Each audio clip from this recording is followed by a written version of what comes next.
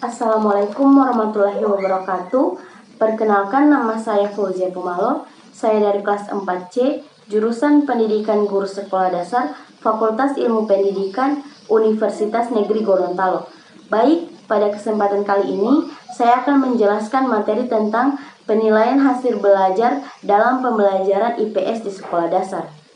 Pengertian penilaian merupakan suatu proses pengumpulan dan pengolahan informasi untuk mengukur capaian hasil belajar peserta didik. Nah, penilaian dilakukan secara holistik, meliputi yang pertama kompetensi sikap, kedua pengetahuan, dan yang ketiga keterampilan, baik selama pembelajaran berlangsung, penilaian proses maupun setelah pembelajaran berakhir.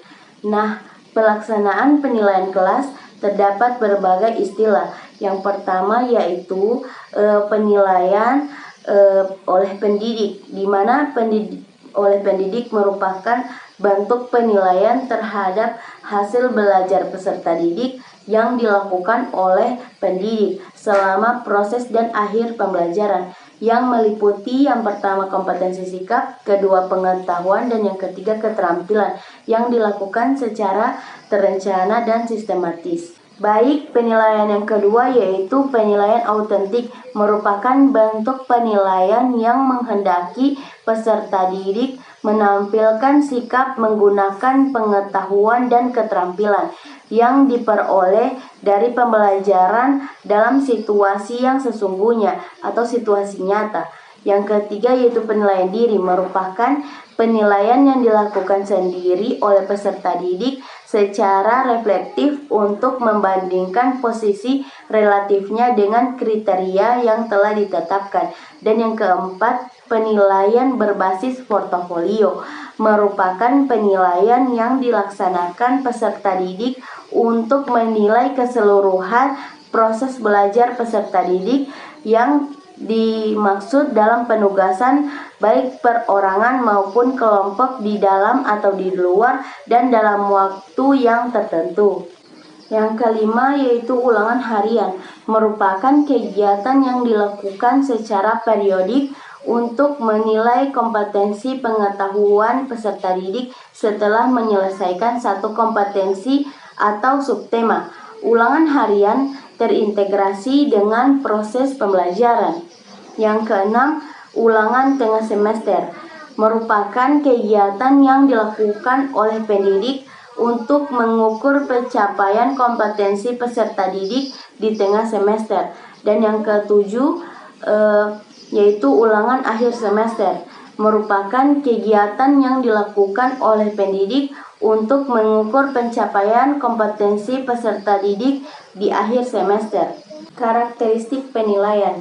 Penilaian dalam kurikulum 2013 di sekolah dasar memiliki karakteristik sebagai berikut. Yang pertama, belajar tuntas.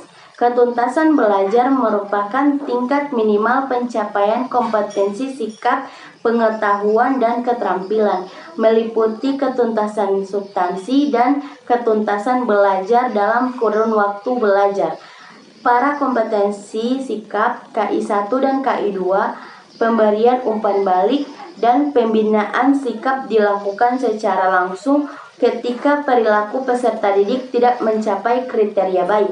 Peserta didik yang belum mencapai ketuntasan belajar pada kompetensi dasar KI3 dan KI4 diberikan kesempatan untuk remedi, dan peserta didik tidak diperkenakan untuk melanjutkan pembelajaran kompetensi selanjutnya sebelum kompetensi tersebut tuntas. Yang kedua, autentik, memandang penilaian dan pembelajaran sebagai dua hal yang saling berkaitan. Penilaian autentik harus mencerminkan masalah dunia nyata, tidak hanya dunia sekolah. Menggunakan berbagai cara dan kriteria holistik, kompetensi utuh, refleksikan pengetahuan, keterampilan, dan sikap. Penilaian autentik tidak hanya mengukur apa yang diketahui oleh peserta didik, melainkan menekankan pada mengukur apa yang dapat dilakukan oleh peserta didik. Dan yang ketiga, berkesinambungan. Penilaian berkesinambungan dimaksud sebagai penilaian yang dilakukan secara terus-menerus dan berkelanjutan selama pembelajaran berlangsung. Tujuannya adalah untuk mendapatkan gambaran utuh mengenai perkembangan hasil belajar peserta didik, memantau proses, kemajuan, dan berbagai kebaikan yang terus-menerus menggunakan berbagai bentuk penilaian. Yang keempat, menggunakan bentuk penilaian yang bervariasi. Penilaian pada kompetensi sikap, pengetahuan, dan keterampilan menggunakan berbagai bentuk penilaian yang sesuai dengan karakteristik kompetensi yang akan diukur atau yang dinilai.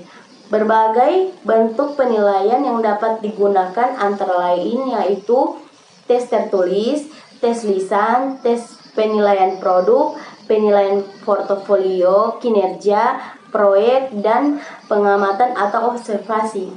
Yang kelima yaitu berdasarkan acuan kriteria penilaian pada kompetensi sikap, pengetahuan, dan keterampilan menggunakan acuan kriteria kemampuan peserta didik tidak hanya dibandingkan terhadap kelompoknya, tetapi dibandingkan terhadap ketuntasan yang ditetapkan. Bentuk penilaian pembelajaran IPS di sekolah dasar. Penilaian pembelajaran IPS di sekolah dasar merupakan menggunakan berbagai bentuk penilaian untuk semua kompetensi dasar yang dikategorikan dalam 3 kompetensi, yaitu sikap, pengetahuan, dan keterampilan. Nah, yang pertama yaitu penilaian kompetensi sikap. Sikap merupakan kecenderungan untuk berbuat perilaku pada suatu objek. Penilaian sikap dimaksud sebagai penilaian terhadap perilaku peserta didik dalam proses pembelajaran. Penilaian sikap memiliki karakteristik yang berbeda dari penilaian pengetahuan dan keterampilan, sehingga pendekatan dan bentuk penilaian menggunakan juga pastinya berbeda. Aspek penilaian yaitu yang pertama kompetensi sikap spiritual dan yang kedua kompetensi sikap sosial. Dan penilaian kompetensi pengetahuan. Penilaian kompetensi pengetahuan atau KI 3 pada pembelajaran IPS dilakukan dengan menggunakan berbagai bentuk penilaian. Guru diharapkan mampu mengidentifikasi setiap KD atau materi pembelajaran IPS untuk selanjutnya memilih bentuk penilaian yang sesuai dengan karakteristik kompetensi yang akan dinilai. Penilaian dimulai dengan perencanaan yang dilakukan pada saat penyusunan rencana pelaksanaan pembelajaran atau RPP. Penilaian K13 menggunakan predikat A sangat baik, B baik, C cukup, D kurang, dan deskripsi. Bentuk penilaian yang digunakan sebagai berikut. Yang pertama, tes tertulis. Tes tertulis adalah tes yang soal dan jawaban serta dilaksanakan secara tertulis berupa pilihan ganda, isian benar salah, menjodohkan, dan uraian. Instrumen tes tertulis dikembangkan atau disiapkan berdasarkan langkah-langkah berikut. Yang pertama, menetapkan tujuan tes, misalnya ulangan harian, ulangan tengah semester, dan ulangan akhir semester. Dan yang kedua, menyusun kisi-kisi dengan sesuai dengan pembelajaran. Yang ketiga, menulis soal berdasarkan kisi-kisi dan kaidah penulisan soal. Dan yang keempat, menyusun pedoman penskoran sesuai dengan soal yang digunakan.